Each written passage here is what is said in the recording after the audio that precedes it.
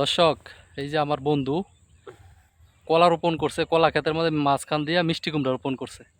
আবার এই যে বেগুনের চারা, টমেটোর চারা, মরিচের চারা এগুলাই লাগাইতেছে। তো আসলে এইভাবে কৃষিকাজ করলে আপনার সাথী ফসল হিসাবে ভালো একটা অ্যামাউন্ট পাওয়া যায়। প্রথম অবস্থা জমির যে খরচটা উঠে যায়। তো পুরো ভিডিওটা দেখেন, আপনারা দেখাচ্ছি। আলহামদুলিল্লাহ দর্শক, এটা তো মূলত হচ্ছে একটা কলার জমি। নতুন করে কলা রোপণ করা হয়েছে। তো এই কলার জমির এই যে মাঝখান দিয়া কৃষক ভাই যে জায়গায় জায়গায় আপনার মিষ্টি কুমড়া গাছ রোপণ করছে। আবার সাইড দিয়ে কিছু বেগুন গাছও আছে, যে আপনাদেরকে দেখাই। যে মাঝখানে মাঝখানে যে মাটির টুপ দিয়ে দিয়া তারপরে সুন্দর সুন্দর মিষ্টি কুমড়া গাছ রোপণ করছে। আসলে এই যে কলা গাছ বড় হইতে হইতে উনি কিন্তু এখান থেকে মোটামুটি ভালো একটা অ্যামাউন্টের মিষ্টি কুমড়া ক্রয় করতে পারবে, বিক্রি করতে পারবে। দেখেন জমিটা কিন্তু মাশাআল্লাহ অনেক বড়। তা পুরা জমিতে উনি রোপণ করছে।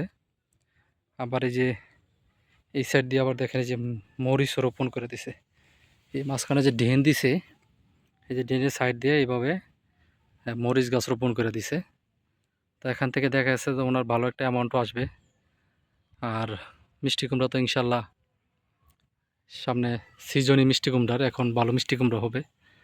তো কলা এবং মিষ্টি কুমড়া এনা কিন্তু কৃষক চাইলে কিছু নাও রোপণ করতে পারতো, কিন্তু কৃষক চিন্তা করছে যে এই কলা গাছ ছোটো থাকা অবস্থায় যদি মিষ্টি কুমড়া বা লাউ রোপণ করে তাহলে এখান থেকে ভালো একটা অ্যামাউন্ট পাবে। সেই অনুযায়ী কৃষক এই কাজটা করেছে। তো কলা খেতে এই যে মরিচ, টমেটো, মিষ্টি কুমড়া এবং কলাটা হচ্ছে বিশেষ করে যে ঘেরা কলা বলে, চাম্পা কলা বলে, মিক্স কলা রোপণ করছে। আবার এই যে কিছু টমেটো গাছও আছে। এই যে কত সুন্দর মিষ্টি কুমড়া গাছগুলো হচ্ছে। তো কিছুদিনের ভিতরে ফলন চলে আসবে। ভিতরে ভিতরে এই যে ফুল আসতেছে, এই মিষ্টি কুমড়া ফুলও কিন্তু অনেক চাহিদা আছে বাজারে। তো গাছগুলো অনেক সুন্দর হয়েছে। এই মাটির তুপ দেওয়ার কারণে গাছগুলো অনেক সুন্দর হয়েছে। দেখেন মানে দুই কলা গাছের মাঝখানে এই মিষ্টি কুমড়া গাছগুলো রোপণ করে দিছে। তো মিষ্টি কুমড়া গাছে কলা গাছের কোনো ক্ষতি করবে না, বরং আরও ভালো হবে। এই পাতার কারণে মাটিতে রস থাকবে ভালো, এবং ফলনও ইনশাল্লাহ ভালো হবে। তো আপনারা যারা এরকম কলা চাষ করেন, কলা গাছের নিচে প্রথম অবস্থায় যখন কলা রোপণ করবেন তখন সাথী ফসল হিসাবে মিষ্টি কুমড়া, লাউ এইগুলো রাখতে পারেন। আর বিশেষ করে মাটিতে কিন্তু মিষ্টি কুমড়াটা অনেক ভালো হয়। তাই যে দেখেন মিষ্টি কুমড়ার সবগুলো গাছের গ্রোথ কিন্তু আলহামদুলিল্লাহ অনেক ভালো। তো এই শীতটা চলে গেলে কিন্তু কলা গাছ ওনার ভালো হয়ে যাবে। তার পাশাপাশি দেখা গেছে যে কলা এবং মিষ্টি কুমড়া দোনোটাই তার থাইকা গেল।